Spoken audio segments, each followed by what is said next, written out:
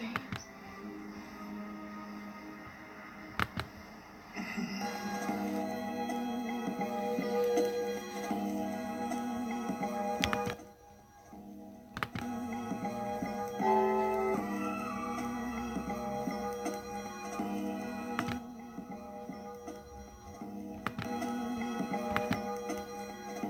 certainly hope you've enjoyed the Temptation Thursday, now Friday EP.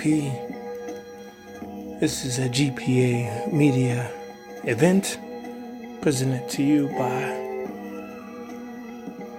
GPA The Greatest Sport Alive and featuring me, Agent Provocateur. The magic Kegel balls are moving around inside of you. We sit at Morton's next to each other, my left hand firmly on your thigh, caressing back and forth, fingers on the inside of your thigh, drawing circles. You stir just a little bit. The moisture is starting to build. It's building, has built itself up, and is now obvious through the thong undergarment you wear underneath your black dress.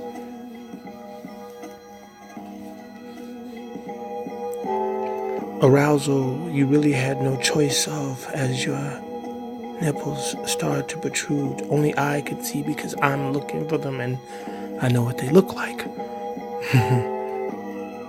I continue to rub as your legs widen. The waiter comes over and asks, "Do we want anything to drink?" I chuckle. You turn red, not from embarrassment, from arousal. And there's nothing wrong with that. We go through our meal, and at some point during that time, your thong undergarments had slid themselves from underneath you, past your thighs, over your knees, and have now become the pocket square of my sport coat.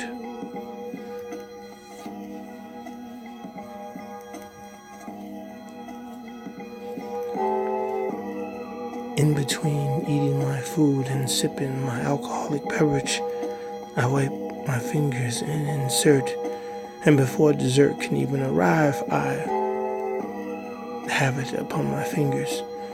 The saturation has grown quite well, and I am quite fond of doing so. You, however, are not focused on your food. Your back is against your seat, your eyes darting, your breath heavy, so heavy. And you say to me breathlessly, "Can we go now?" And I simply say, "Not yet. We still have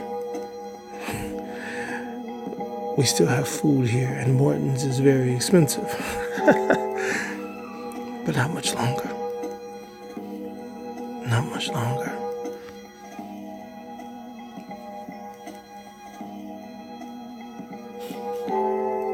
In carnal revenge, you reach over and find your hand down my trousers, rubbing, groping. At some point, you take a look around, and with dexterity of an Olympic acrobat, you will find yourself underneath the table and engaging.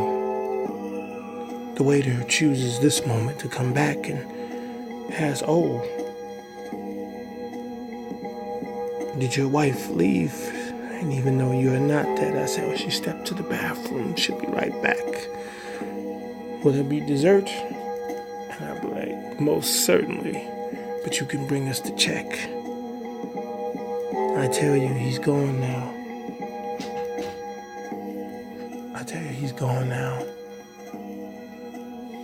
And you come up, wipe your lips, and look me straight in my eyes and say, Are you ready to leave now?" To which I reply, "Yes, I am." And I have to adjust myself because, wow, my arousal is quite obvious and not as easily hidden as yours.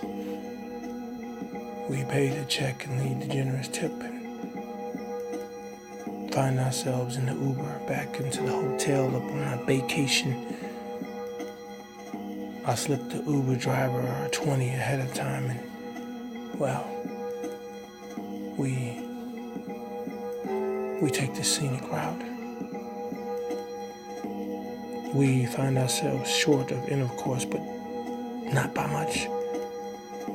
Fingers in and out, saturation on my fingers, on my lips, on my tongue. You lean over as if you were laying on my lap, but engaging, engorging, biting, not harshly, but just enough, swallowing, sucking. Me, your nipples, my mouth, biting, sucking. The Uber ride that should have taken 10 minutes takes 30. I tip the Uber driver again for minding her business.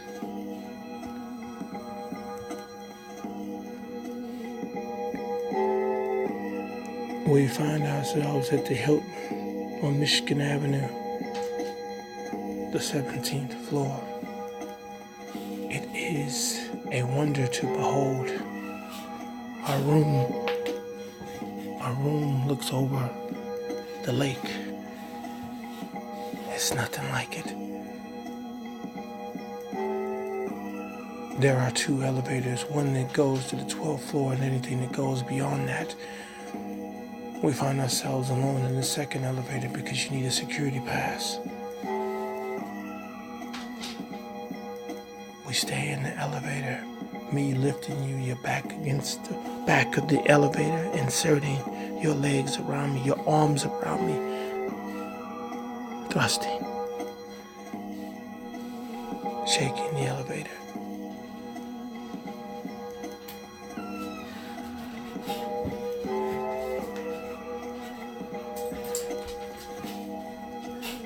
Shaking the elevator.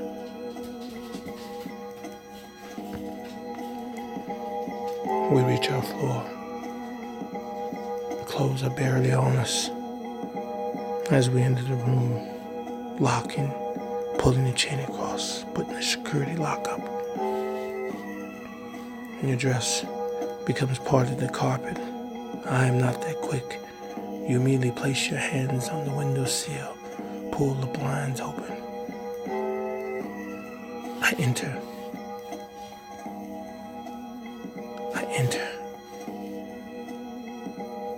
Looking out over the beautiful city of Chicago, the bright lights, the big city, a beautiful woman. Thrusting.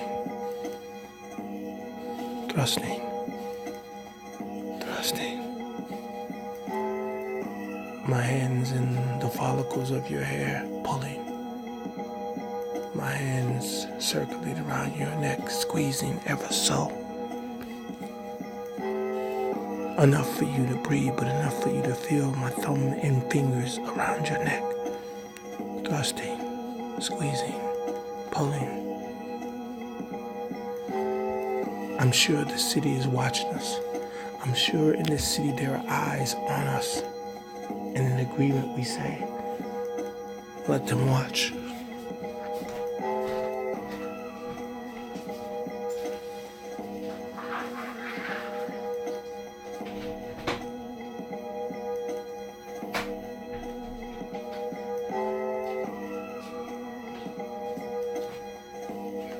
Let them watch. The ferocity of such, you arch your back, placing your ass higher in the air, throwing it backwards, me going forwards, throwing it backwards. I pull out suddenly and plant my face. I plant my face in you, tongue, top to bottom, circling, drawing shapes I have never seen in any sort of geometry class, but drawing shapes with my tongue, my lips, face full, coming, entering you again. Entering you again.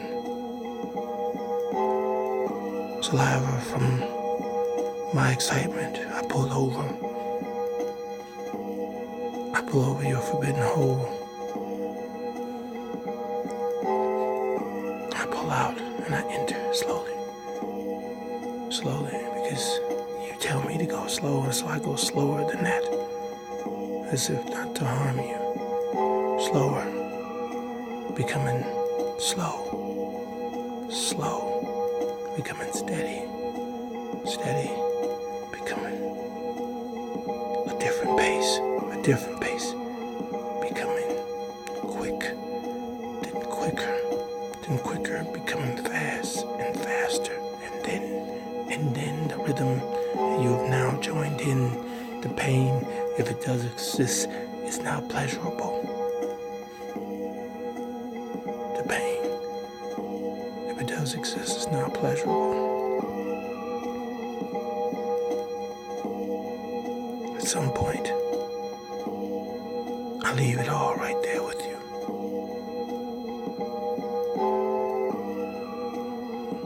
We collapse on the carpet. Sit up and drink our beverage and look out over the city. I cleanse myself. I cleanse myself. Because it is only 42 minutes after 12 in the morning.